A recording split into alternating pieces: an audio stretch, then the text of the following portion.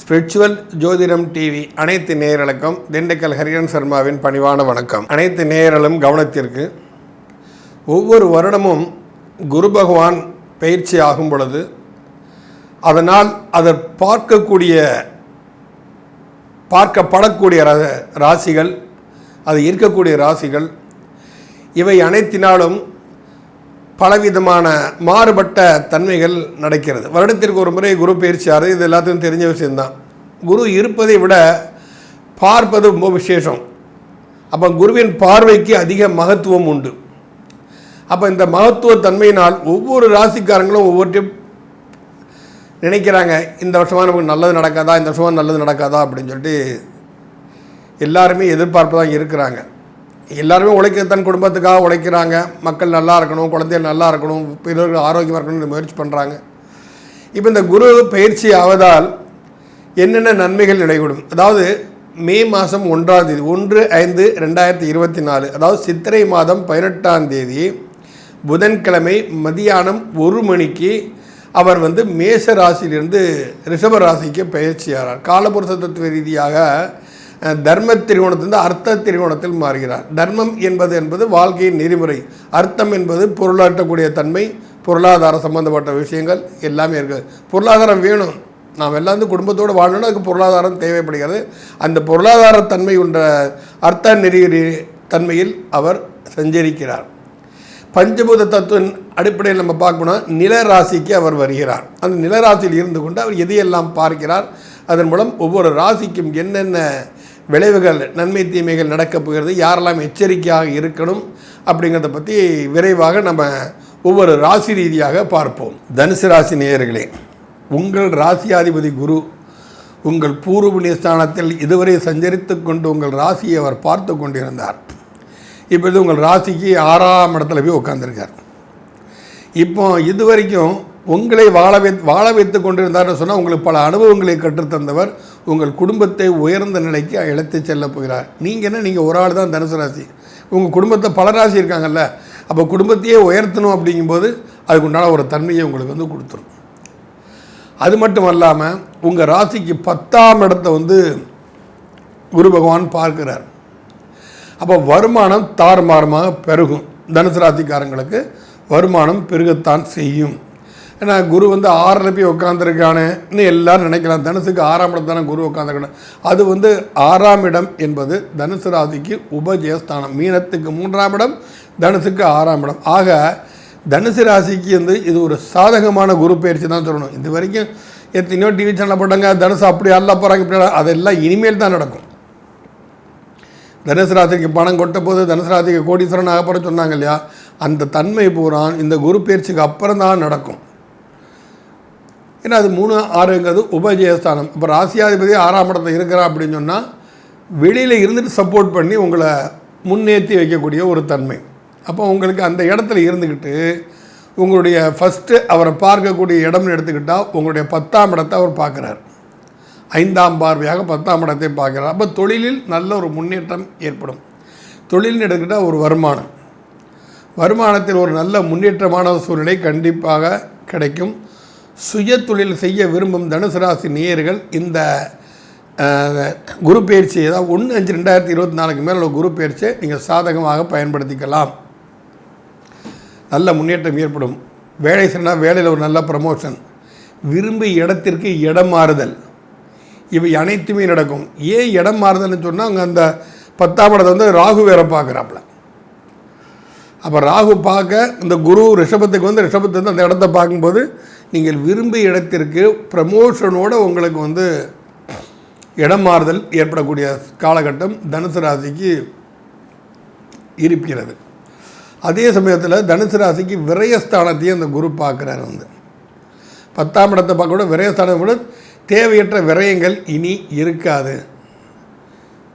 ராசியாதிபதி ராசிக்கு 6ல் இருந்து கொண்டு விரயஸ்தானத்தை பார்ப்பதால் தேவையற்ற விரயங்கள் என்பது உங்களுக்கு சுத்தமாகவே இருக்காது. எதுக்கு செய்யணும், ஏன் செய்யணும்னு சிந்திக்கக்கூடிய தன்மை உங்களுக்கு நன்றாக புலப்படும்.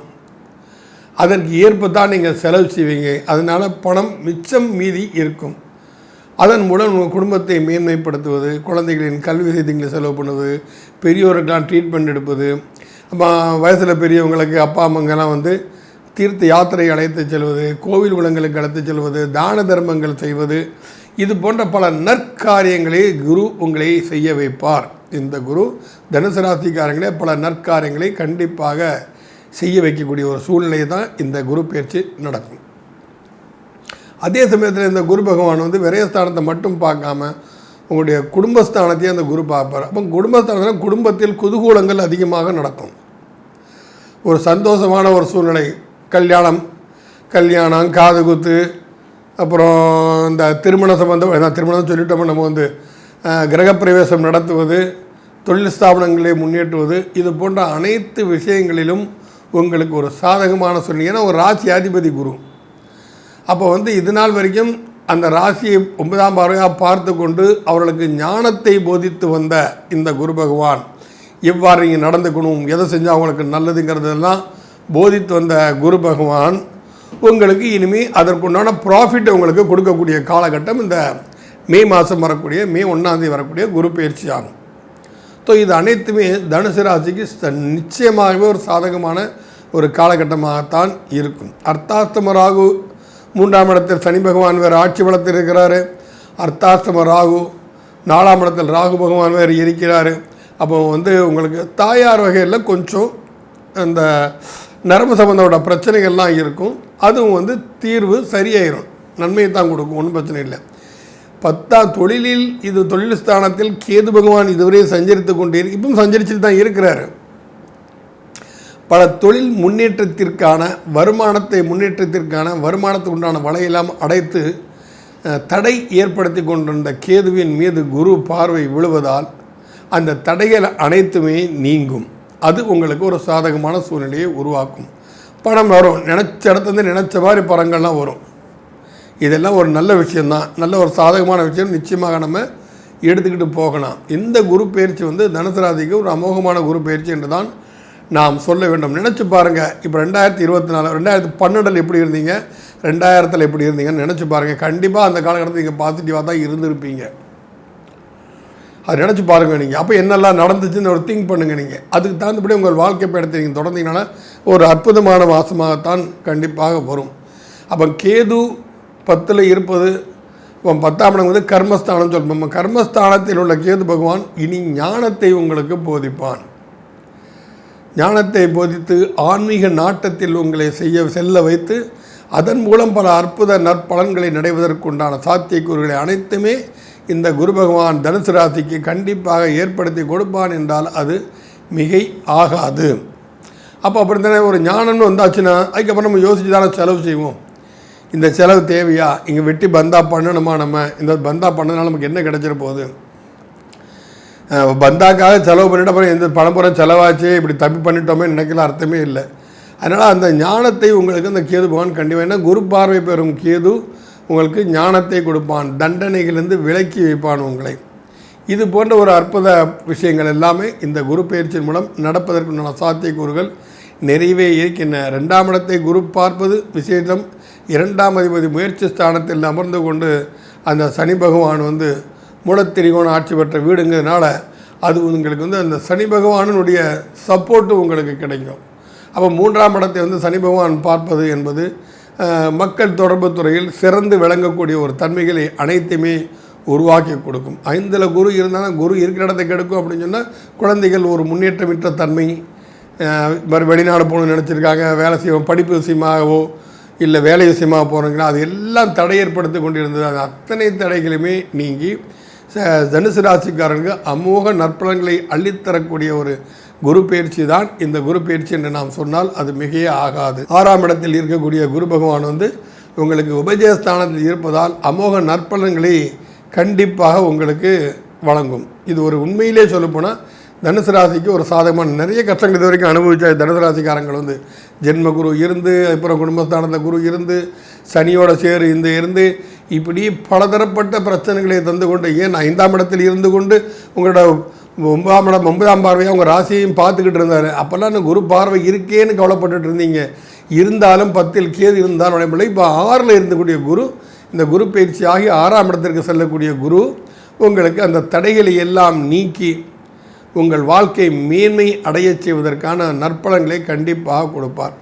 இந்த தனுசு ராசிக்காரங்களை நான் எப்போவுமே பல சந்தர்ப்பங்களை சொல்லியிருக்கிறேன். ராமேஸ்வரத்தில் கோதண்டராமர் கோயில் ஒரு கோயில் இருக்குது. தனுஷ்கோடி போகிற பாதையில் கோதண்டராமர் கோயில் இருக்குது. விபீஷணன் ராவணனால் விரட்டப்பட்ட விபீஷணன் சரணாகதி என்ற ராமரை தஞ்சமடைந்த இடம். அங்கே அவன் இழந்த பதவியை மீட்டு கொடுத்து அவனுக்கு பொருளாதாரத்தை மீட்டு கொடுத்து அவனை மறுபடியும் இலங்கைக்கு ராஜாவாக ஆக்கினது அந்த இடம்தான்.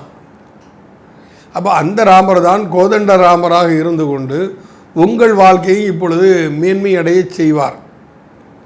ஆகையால் அந்த கோதண்ட ராமர் வழிபாடு கட்டாயம் பண்ணணும். தனுசு ராசிக்காரங்க இந்த குரு பேச்சில் எல்லாரும் ஒரு திரிவு அயோத்திக்கு போயிட்டு வாங்க.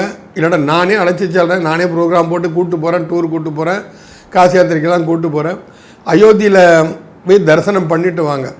பாலராமராக இருந்து அவர் அதே நற்பலன்களை கண்டிப்பாக கொடுப்பார். சரணம் என்று ராமனை எவனொருவன் சரணடைந்தானோ அவனுக்கு அதீத நற்பலன்களை, இழந்த பதவியை, இழந்த கௌரவத்தை மீட்டு கொடுத்து அவரை செல்வ செழிப்போடு நம்ம ஸ்ரீலங்காக்கெல்லாம் அதிபதி ஆக்க வேண்டாம், நம்ம வீட்டுக்கு நம்ம ராஜாவாக இருந்தால் போகாதா?